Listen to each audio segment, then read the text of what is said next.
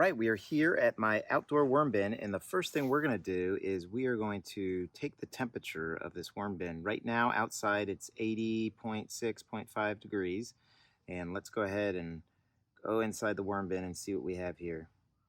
All right, in the center it looks like it's 91.8. Let's get another temperature. Here we've got 96.3. That's wicked high. And let's go out to the edges. Here we have 75.4, 74.8. We'll come out over here and we've got somewhere around 77, 76.8.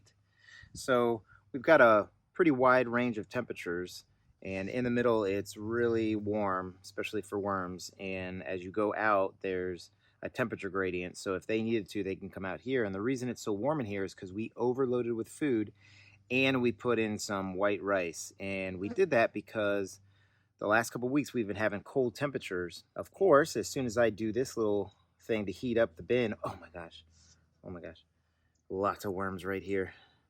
Of course, the first thing that happens when we do this experiment is the temperatures go up. So we are in the 80s during the day and the 60s during the night, when before we were in the 70s and the 40s and 50s during the night. So that's just weather in Florida, and it's December. So that's kind of what you get. Lots of worms right away. Let's keep digging in here. Here is a avocado seed, and we gave them all kinds of food along with tea bags and coffee. And I'm just gonna get in here, and we've spread that rice pretty good in there. And this is kind of a cross section of what we have. And they really have not penetrated in here, and that makes sense because I can feel the heat right through here.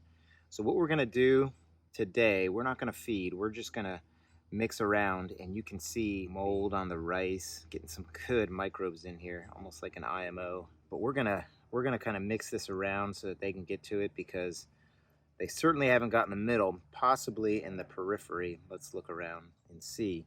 I mean, right there was a bunch, and yep, right here on the edges. So they're kind of skirting the edges and seeing what's in there. So let's get this mixed around. And it's been 5 days. I came in here early because I wanted to make sure that I wasn't overheating them. And it looks like I got here in perfect timing to kind of get the temperatures down a little bit. But look at that. This is from our old experiment of the frozen versus chopped cabbage. And lots of worms hanging around that little piece of frozen right there. This bin has probably around 3,000 worms in, is what we're guesstimating. And just, you can see them right here, all different ages, big ones, little ones, and they're all red wigglers, and you can see their little orange tips on their tails there. Here's a banana peel, a lot of the bedding that I put in there. They seem to have enjoyed that. But yeah, we'll get this food spread around so they can get to it a lot easier. You know, something like this would usually be teeming with worms if the temperature was right and they had access to it. So that's what we're giving them right here. And this rice is just great to grow microbes, that's for sure. And I encourage you, if you're worried about your bin outside and the temperatures are going down, if you can, add some rice and try and heat it up a little bit, but definitely check on it. If you got a tiny bin, I really wouldn't put rice in it because there's not really going to be a temperature gradient. Whereas for this bin, it can be hot here, and you saw a 20-degree temperature difference out here on the edges. That means the worms can decide exactly where they want to be temperature-wise. So yeah, look at this, look at this. All kinds of great worms in here. Just as happy as can be. So there we go, some more mangoes. I love mangoes, but I'm not really good at getting all the flesh off them for me to eat, so the worms are the beneficiaries of that. We'll just dig in here a little bit more. Wow, look at that. Look at it, just every square centimeter has a worm crawling through it. I love this outdoor bin, and it's just made out of 2 20-gallon fabric pots.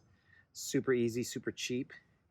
And you know, I started it with just throwing some compost in, and worms that I had in a failed bin, I just put them outside in a bucket with some compost, and checked 4 months later, and I had probably around 300 worms. In fact, I think I counted them. Went from 90 worms to 300 worms, and I put them in here, and here we are. So good little history on this bin. You don't have to spend a lot of money to get a worm bin going. Either get a bait shop, these were bait shop worms, red wigglers, Or sometimes your compost has composting worms in it if you have compost. They are definitely going to need more bedding. I think I've seen some things that say a 3-to-1 bedding to feeding ratio is good. I think a lot of bedding is good. No matter what you do, you can always add bedding. Unless you're getting towards the end of your, well, I can feel it considerably colder right here. Like, I think that's probably in this high 60s right here. But yeah, you can always use bedding, except for as you're getting towards finished castings in a bin that you want to harvest. Then you will start giving less bedding, but this is a continuous flow. We take castings out of here all the time, so I don't ever worry about not putting bedding in here. But just lots of great worms. A little worm right there, crawling all over all the other ones, having a good time.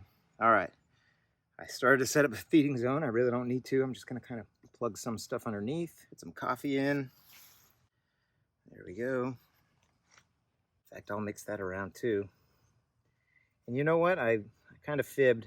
I do want to try this. Peggy Hebling talked about putting beans or chickpeas in a worm bin. So I'm just going to do that just as kind of a little experiment there. So I'm just going to put some more bedding in. And then I'll just kind of cover this up as best I can. And we will call this a check-in / chickpea feeding, or garbanzo beans. Heard them called both things. So I hope everybody's having a great day, and happy vermicomposting, everybody. Take care now. All right, so it's about a minute later, and my wife said, you know what? I think we should put more bedding on, so that's what we're doing. So again, hope everybody's having a great day, and happy vermicomposting, everybody. Take care now.